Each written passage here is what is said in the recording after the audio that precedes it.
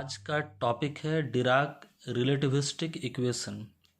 ऐसे हम लोग पिछला वीडियो में देखे थे जो 1925 में जो थियोरेटिकल फिजिक्स का एक अनरिजॉल्व प्रॉब्लम जो था वो है ऐसा एक मैकेनिक्स पार्टिकल्स के लिए हम लोग को डेवलप करना पड़ेगा जो कि basic principle of quantum mechanics और स्पेशल थ्योरी ऑफ रिलेटिविटी के साथ कंसिस्टेंट हो। क्योंकि हम लोग देखे थे खास करके जो हमारा जो स्क्रॉडिंजर का जो इक्वेशन था वो इक्वेशन में जो हैमिल्टोनियन था वो था नॉन रिलेटिविस्टिक, और दूसरा invariance of equation under Lorentz transformation उसको सेटिस्फाई वो नहीं करता था। तो इसी को रिजॉल्व करने के लिए दो ही रास्ता था, खुद स्क्रॉडिंजर ही इसको सजेस्ट किए थे जो कि पिछला वीडियो में हम लोग बात किए थे। एक था रिलेटिविस्टिक हैमिल्टोनियन फ्री पार्टिकल के लिए हम लोग को यूज़ करना पड़ेगा, या तो एक ऐसा इक्वेशन हम लोग को बनाना पड़ेगा जो कि first order in space as well as time coordinate हो। तो इसको लेकर के हम लोग पिछला वीडियो में देखे थे क्लेन जॉर्डन अपना इक्वेशन निकाले थे, लेकिन क्लेन जॉर्डन इक्वेशन का भी कुछ लिमिटेशन आ गया था। खास करके वहाँ पर जो हम लोग एनर्जी का स्क्वायर जो लिए थे उससे हम लोग को जो एनर्जी स्क्वायर को जब हटा रहे थे प्लस माइनस आ जा रहा था, तो नेगेटिव एनर्जी फ्री पार्टिकल का इसका रिलेटिविस्टिक या नॉन रिलेटिविस्टिक मैकेनिक्स में कोई मतलब उस समय नहीं था। और दूसरा एक दिक्कत आ जा रहा था जो उसमें क्लेन जॉर्डन इक्वेशन जो था वो सेकेंड ऑर्डर इन टाइम, तो उसका सॉल्यूशन तभी स्पेसिफाइड होगा अगर initial condition for psi as well as del psi by del T हम लोग जान पाएंगे। तो साई का मीनिंग है डायरेक्ट मीनिंग है, लेकिन del psi by del T का वैसा कोई मीनिंग नहीं है। इसी को लेकर के डिराक का अपना रिलेटिविस्टिक जो इक्वेशन था डिराक का, वो ब्रिटिश फिजिसिस्ट पॉल डिराक ने एक रिलेटिविस्टिक इक्वेशन उन्होंने डिराइव किया जो कि प्रिंसिपल ऑफ क्वांटम मैकेनिक्स और रिलेटिविटी दोनों के साथ कंसिस्टेंट था। जो कि क्लेन जॉर्डन इक्वेशन में एक डिफ़िकल्टी अराइज हुआ था, खास करके स्पेशल थ्योरी ऑफ रिलेटिविटी में जो एक बेसिक जो प्रिंसिपल है वो है लॉरेंज इन्वेरियंस को सेटिस्फाई करना चाहिए। तो एक ऐसा इक्वेशन हम लोग को बनाना पड़ेगा जो कि एच ई के साथ साथ पी में भी मीन्स मोमेंटम के साथ भी लीनियर हो। तो डिराक इस तरह का क्लेन जॉर्डन इक्वेशन हम लोग पिछला वीडियो में देखे थे, ये भी एक रिलेटिविस्टिक इक्वेशन स्क्रॉडिंजर इक्वेशन का रिलेटिविस्टिक वर्सन था, लेकिन second order in time derivative था, ये था दिक्कत। और दूसरा क्लेन जॉर्डन इक्वेशन को हम इस्तेमाल करते इस स्पिनलेस पार्टिकल को, लेकिन जिस पार्टिकल का हाफ स्पिन होता है जैसे इलेक्ट्रॉन प्रोटॉन न्यूट्रॉन, उन लोगों के लिए अप्लाई हम लोग नहीं कर पाएंगे। तो हम लोग स्टार्ट करते हैं स्क्रॉडिंजर का जो टाइम डिपेंडेंट जो इक्वेशन है H cap psi R T equal to I H cross del psi R T by del T. इसमें हम लोग को एक ऐसा हैमिल्टोनियन चूज करना पड़ेगा जो कि हमारा लीनियर है, किसमें एनर्जी और मोमेंटम में लीनियर है। तो इस तरह का एक हैमिल्टोनियन चूज किया डिराक, एच बराबर C alpha dot P plus beta M C square. Alpha beta हमारा कांस्टेंट है जिसको कि हम लोग डिटरमाइन करेंगे कंडीशन के आधार पर। अब हमारा ये जो एच का जो वैल्यू है C alpha dot P plus beta M C square, जब हम लोग इक्वेशन 1 में पुट करेंगे तो खाली एच के जगह में खाली इतना हम लोग को पुट करना पड़ेगा। तो इक्वेशन 1 हमारा बन जाएगा, इस ढंग का इक्वेशन हमारा बन जाएगा। तो ये जो इक्वेशन हमारा बन गया, इसमें फिर से पी चूँकि हमारा ऑपरेटर है क्वांटम मैकेनिक्स में मोमेंटम ऑपरेटर है जिसको हम लिखते हैं minus I H cross del, तो सी अल्फा डॉट पी के जगह में इतना लिखेंगे, साई आर टी को मल्टीप्लाई कर दिए, फिर beta M C square psi R T इसको इस पार में ले आएंगे इक्वल टू 0। अब साई आर टी को हम लोग कॉमन ले लेते हैं और माइनस को कॉमन ले लेते हैं। माइनस को अगर कॉमन लेंगे तो ये हमारा माइनस वाला प्लस हो जाएगा, प्लस वाला माइनस हो जाएगा, माइनस वाला प्लस हो जाएगा। तो ये माइनस वाला प्लस हो गया, ये माइनस वाला प्लस हो गया और प्लस वाला माइनस हो गया इक्वल टू 0, इक्वेशन 4। इसको थोड़ा सा सिंपल बनाने के लिए, चूँकि हम लोग क्वांटम मैकेनिक्स में जानते हैं I H cross del by del T बराबर एनर्जी ऑपरेटर होता है minus I H cross del बराबर पी होता है, तो इसके जगह में ई, इसके जगह में minus I H cross del, तो प्लस का मतलब होता है माइनस, माइनस प्लस की जगह में माइनस माइनस हम लोग लिख सकते हैं। तो एक माइनस को यहाँ लिखे, एक minus I H cross del के जगह में हम लोग पी लिख दिए। तो इसको हम लोग इक्वेशन 5 लेते हैं। अब ये जो इक्वेशन 5 है, इसको इक्वेशन 5 को लेफ्ट से इस ऑपरेटर के साथ ऑपरेट किया जाए। इसमें देखिए माइनस माइनस है, इसमें प्लस प्लस है, इसके साथ हम लोग ऑपरेट करके देखते हैं। तो जैसे ही हम लोग इसको ऑपरेट करके देखेंगे तो देखिए क्या होता।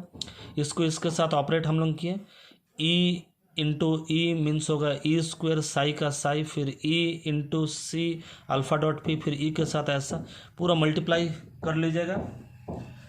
अच्छा से मल्टीप्लाई करने के बाद देखिए कुछ टर्म प्लस माइनस के चलते कैंसल आउट हो गया। ये टर्म ये टर्म ये टर्म ये टर्म कैंसल आउट हो गया। बचेगा हमारा ये कुछ टर्म हमारा जो कैंसल आउट नहीं हुआ, वो टर्म हमारा बच गया। अब मान लेते हैं लेट अल्फा इक्वल टू ये मान लेते हैं, पी इक्वल टू ये मान लेते हैं। हमारा पी माने मोमेंटम, ये अल्फा को हम लोग इस ढंग से लिखते हैं। तो देखिएगा अल्फा डॉट पी, यहाँ पर अल्फा डॉट पी है, यहाँ पर अल्फा डॉट पी है, यहाँ पर अल्फा डॉट पी है। तो अल्फा डॉट जो पी होगा हमारा, अल्फा डॉट पी होने से क्या होगा, आई डॉट आई माने 1, alpha X P X, alpha Y P Y, alpha Z P Z. तो हमारा जो इक्वेशन जो बन जाएगा वो इक्वेशन इस ढंग से हमारा बनेगा। ई स्क्वायर तो था ही, माइनस सी स्क्वायर, अल्फा डॉट पी के जगह में ये वाला लिख सकते हैं। फिर यहाँ पर भी अल्फा डॉट पी था, यहाँ पर भी अल्फा डॉट पी। फिर अब अल्फा डॉट पी के जगह में खाली ये वाला हमने लिख दिए। अब देखिए इसको ए मानिए, इसको बी मानिए, इसको सी मानिए। तो A plus B plus C का होल स्क्वायर क्या होगा, ना A square plus B square plus C square plus 2ab 2bc 2ca। तो इसी को जब हम लोग सॉल्व करेंगे तो ये टर्म कॉमन लेने से आएगा। फिर आगे का जो टर्म होगा वो जैसा का वैसे ही हम लोग लिखेंगे, कॉमन लेकर के खाली हम लोग लिखेंगे। तो इक्वेशन 8 तक हम लोग पहुँच गए। इसको खाली थोड़ा सा अरेंज कर लीजिएगा। अब हमारा जो क्लेन जॉर्डन जो इक्वेशन था वो भी तो रिलेटिविस्टिक इक्वेशन ही हमारा था। एनर्जी में एनर्जी को हम लोग रिलेटिविस्टिक एनर्जी के तौर पे हम लोग उसमें देखे थे, रिलेटिविस्टिक हैमिल्टोनियन का यूज हम लोग किए थे। तो हमारा जो क्लेन जॉर्डन जो इक्वेशन था उस इक्वेशन में ये हमारा क्लेन जॉर्डन इक्वेशन था, उसके साथ इक्वेशन 8 को अगर हम लोग कंपेयर करते हैं तो हम लोग को क्या मिलेगा।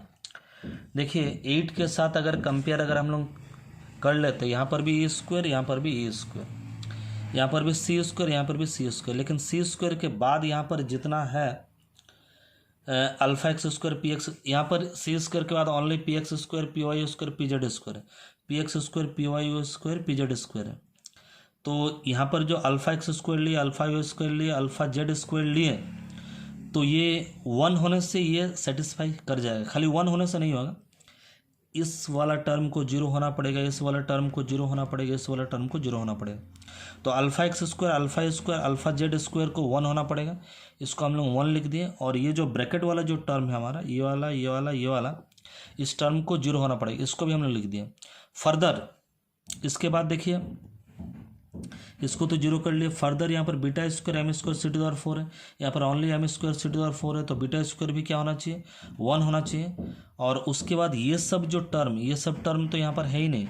इसका मतलब ये वाला टर्म ये वाला टर्म ये वाला टर्म, ब्रैकेट के अंदर जो भी टर्म हमारा है ये वाला, ये जो तीनों टर्म, दिस शुड बी 0। अगर ये 0 होगा तो हम लोग इसके साथ 8 के साथ इक्वेशन 9 को हम लोग कंपेयर कर पाएंगे। तो जब इक्वेशन 8 को 9 के साथ कंपेयर किए तो ये सारा चीज़ हमारा आ गया। जो अल्फ़ा बीटा जो कांस्टेंट माने थे, alpha X alpha Y alpha Z, beta का वैल्यू आ गया हमारा। अल्फ़ा एक्स इक्वल टू हम लोग लिख सकते हैं +-1, alpha Y equal to +-1, alpha Z equal to +-1, beta equal to +-1, ये सब हमारा आइजन वैल्यू आ गया। फर्दर हम लोग देखें, दिस इज इक्वल टू 0, ये हमारा 0 के बराबर हो रहा है, ये भी 0 के बराबर हो रहा है, ये भी 0 के बराबर हो रहा है। अगर यहाँ पर अगर माइनस चिन्ह रहता, माइनस साइन अगर रहता, तो this minus this equal to अगर 0 होता तो हम लोग बोलते क्या, इसको उस पार में ले जाते हैं। जैसे A B minus B A equal to 0, तो हम लोग क्या बोलते, ए बी एक दूसरे के साथ कॉम्यूट कर रहा। लेकिन A B plus B A equal to अगर 0 होगा तो ए बी इक्वल टू क्या होगा, माइनस बी ए। तो माइनस बी ए का मतलब ए बी के साथ कॉम्यूट नहीं कर रहा, ये लोग क्या है, एंटी कॉम्यूट है। उसी तरह से अल्फा एक्स बीटा के साथ एंटी कॉम्यूट है, अल्फा वाई बीटा के साथ एंटी कॉम्यूट है, और अल्फा जेड भी बीटा के साथ एंटी कॉम्यूट है। तो हम लोग जो आया उससे हम लोग बोल सकते हैं जो ये जो 4 क्वांटिटीज जो हमारे पास है alpha X, alpha Y, alpha Z, beta, इन लोगों का कुछ कुछ प्रॉपर्टी है क्या, जो इसको इन लोगों का जो स्क्वायर रूट है वो यूनिटी 1 हम लोग देखें और एक दूसरे के साथ एंटी कम्यूट वो लोग हो रहा। तो चूंकि वो लोग कम्यूट नहीं होकर एंटी कम्यूट हो रहा, इसीलिए वो लोग नंबर होने का चांस वो लोगों का नहीं है और इन लोगों को तब मैट्रिक्स के फॉर्म में हम लोग एक्सप्रेस कर सकते हैं। तो हाँ, इसका जो आइजन वैल्यू तो पहले ही बोल दिया ±1 है। मान लीजिए बीटा का जो मैट्रिक्स फॉर्म है उसको हम लोग इस ढंग से लिखते हैं 1 0 0 -1। अगर ये 2 × 2 मैट्रिक्स में अगर 4 × 4 मैट्रिक्स में अगर है तो इसी को लिख सकते हैं 1 के जगह में ऐसा लिख सकते हैं, 0 के जगह में इस 0 के जगह में ऐसा लिख सकते हैं, -1 के जगह में ऐसा लिख सकते हैं। तो डायगोनल एलिमेंट 1 -1, डायगोनल एलिमेंट यहाँ पर भी 1 -1 है। और इसके पहले भी क्वांटम मैकेनिक्स में हम लोग पॉलीस्पिन मैट्रिक्स हम लोग पहले ही देख चुके हैं जो किसी ढंग का 2 × 2 sigma X, sigma Y, sigma Z का पॉली मैट्रिक्स हम लोग देख चुके हैं। सिग्मा एक्स 0 1 1 0 0 -i 0 1 0 0 -1, ये हम लोग का पॉलीस्पिन मैट्रिक्स है। तो देखिएगा बीटा इसी के तरह हम लोग कहते हैं, इसका 4 × 4 मैट्रिक्स में जैसे वहाँ पर भी लिखे थे, इसका भी 4 × 4 मैट्रिक्स में अगर लिखना चाहेंगे 0 के जगह में ऐसा, 1 के जगह में ऐसा, हाँ यहाँ पर भी 1 के जगह में ऐसा, 0 के जगह में ऐसा, इसको भी 4 × 4 के मैट्रिक्स के टर्म में हम लोग लिख सकते हैं। अब अगर हमारा जो डिराक ऑपरेटर है वो अगर 4 × 4 मैट्रिक्स अगर उसमें वो इन्वॉल्व होता तो इसमें 4 कंपोनेंट होना चाहिए। तो साई का जो 4 फॉर्म होना चाहिए, साई क्या होना चाहिए, साई 1, साई 2, साई 3, साई 4, और जो स्क्रॉडिंजर का जो इक्वेशन जो हम लोग लिए थे स्टार्टिंग में SI = IH × del psi / del t, लेकिन यहाँ पर साई का 4 कंपोनेंट होना चाहिए डिराक के अकॉर्डिंग। इसी टाइप से यहाँ पर d psi / dt, del psi / del t को हम लोग इस ढंग से लिख सकते हैं। तो पूरा इक्वेशन जो हमारा बन जाएगा, पूरा इक्वेशन वो बनेगा इस टाइप से, del psi / del t को इस फॉर्म में लिख सकते हैं। तो h psi = IH × del psi 1 / del t, del psi 2 / del t। तो ये जो इक्वेशन हम लोग निकाले ये लीनियर इन h, वो जो h linear with E and P, उसी को कंसिडर करके हम लोग आगे बढ़े थे। वो जो पहले ही जो हम लोग इक्वेशन तो हम लोग देखें, जो डिराक इस तरह का इक्वेशन एक तो कंसिडर कर रहे, वो मान रहे, और इसमें जो अल्फ़ा और बीटा हमारा ये मैट्रिक्स एलिमेंट है, इन लोगों का जो वैल्यू है, आइजन वैल्यू, वो तो हम लोग देखें, और इन लोगों का बीच में क्या रिलेशन है ये आगे का वीडियो में, आगे क्लास में हम लोग डिराइव करेंगे। और आज ये जो हमारा जो इक्वेशन आया ये डिराक का रिलेटिविस्टिक इक्वेशन है हमारा। तो आज का वीडियो में इतना ही।